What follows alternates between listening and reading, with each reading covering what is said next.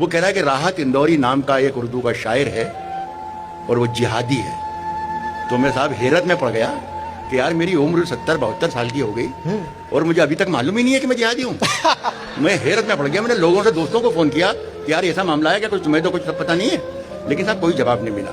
ساری رات ہو گئی, کروٹ بدلتے اس لیے کہ میں یہیں پیدا ہوا ہوں, یہیں مرنا ہے, یہیں دفن ہونا ہے. یہ کیسے پتہ لگاؤں کہ یار کہ جہادی ہوں کہ نہیں, لیکن سمجھ میں نہیں آیا تھا.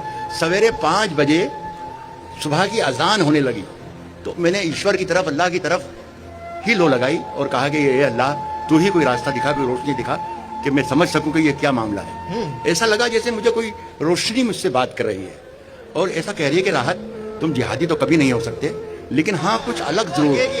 تو مجھے انہیں 2 لائنوں سے ایک بات ملی, کلو ملا کہ یار میں کچھ الگ ہوں تو میرے ساتھ کچھ الگ سلوک ہونا چاہیے.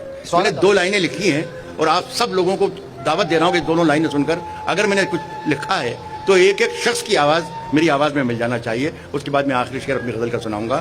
وہ شعر یہ ہے کہ میں جب مر جاؤں تو میری الگ پہچان لکھ دینا. ایک ایک شخص شریک ہو جائے تو مزہ آ جائے. یہاں میرے بہت ہی محترم لوگ بھی بیٹھے ہیں.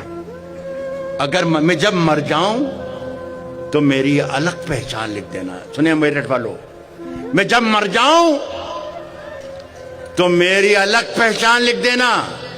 میں جب مر جاؤں تو میری الگ پہچان لکھ دینا. لہو سے میری پیشانی پہ ہندوستان لکھ دینا.